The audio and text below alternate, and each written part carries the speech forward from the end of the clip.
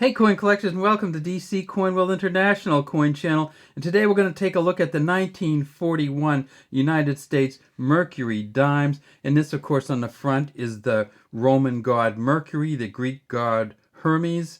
It says Liberty at the top, In God We Trust under the chin. 1941 down here, and there is a little mark here that some people mistake for a mint mark, but is in fact the initials of the engraver Adolf Alexander Weitzman. And if we get that up a little higher, you can see there's an A on top of a W, and perhaps two A's on top of a W. The Greek god Mercury was kind of an interesting god, the god of wealth, but also the god of thievery. Uh, Mercury was a messenger god, the god of translators, because Mercury could talk to all the other gods. So Mercury was perhaps the most clever of all the gods. We're looking at the 1941s because the 1941s got all kinds of stuff going on. The 1941 varieties are the 1941 Philadelphia coin. And how can you tell it's a Philadelphia coin? You look on the back. Let's see, you look on the front for 1941, of course. Then you look on the back, and there's no mint mark here. And that's where it would be, right there. That means it's a Philadelphia coin. In 1941 Philadelphia, they made 175 million of these, but they also made a double die obverse. And looking for the double die obverse is what you do is you go way, way down in here, and you look for any doubling in these. In thee and God we trust down here, and we're not really seeing any, but that's where you'll see it. And you look at some of the photos online or at PCGS, you can see these great doublings down here. So let's look at a couple other Phillies. I got let me see, 4 or 5 of them. So let's just look through them and see if we can see any double dying. These came from an auction. One of our friends bought these at an auction for a couple bucks each and said, why don't you look through them? No doubling on that one. You know, even one in this condition, if it had some doubling, would be of value. You know, $15 or $20 maybe. The problem with the 1941s is they made plenty of them. 3 more to go. Let's just take a look through them all. All right. So the Philly double die obverse, and here's the last chance, is relatively rare. Relatively rare in the sense that it's worth probably $10 at extra fine 40. Now there's also, so we looked at the Philly coin, we see that that's the mint mark there, the lack of which you see. Now they also have these ones.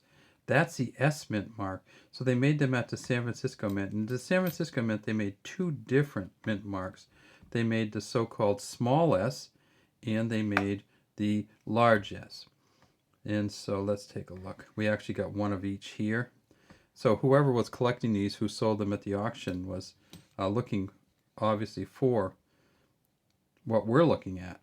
And that is the small s and the large s. The small s variety, we see it over here. It almost touches the leaf right there. See that leaf coming down out of the olive branch right there. And then the large S over here, it does not touch. And see how they actually look a little different. This one's tilted a little, this one not tilted as much. So at the San Francisco Mint, they had a small s and a large s. A small s in this condition probably worth $3 or $4. The large s worth as much as $8 in this condition.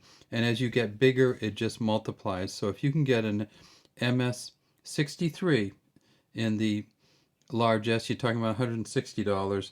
And an MS63 in the small S, you're only talking about $11. So huge difference if you can get the large S and you can get it in good condition. And then there's one more mint mark, and that, of course, is the D mint mark. And we can see that D right there. Not a lot of varieties to the D mint mark. And you can see it does have some little tiny differences in spacing if you look at it really closely. See the difference between this one and this one. Some of this is that little leaf is worn off, but some of it, this does look closer, but it's not a variety. what is a variety in the D's is the um, double die obverse. So let's just take a look and see if we see any double dying on these ones. And we don't see anything on that one. And we don't see anything on that one. And then finally, it turns out that not only does the S have two different varieties on the back, but they also have a double die variety. And let's look and see. All right, so the S can have a double die, and that would be, oh, well, that's interesting. This looks kind of double-ish, but it's not. It's just a dent in it, I believe. Yeah, that's not really from the double dyeing. If you see the double dye, you will know, and it will actually be doubling, not on necessarily on all the letters, but on, at the very least, the S and the T. All right, so that's all we have today from DC Coin World. If you, just in this shape right here, we're talking about a 90% silver coin. So just in this shape right here, they're worth $3 or $4. But if you can get them in better condition, you can get up to the hundreds, especially if you can either get a double die or you can get the large S in the MS 65, 63 to 65. All right, have a great day from DC Coin World. We'd love to have you subscribe to our channel. Leave any comments you might have in the comments section.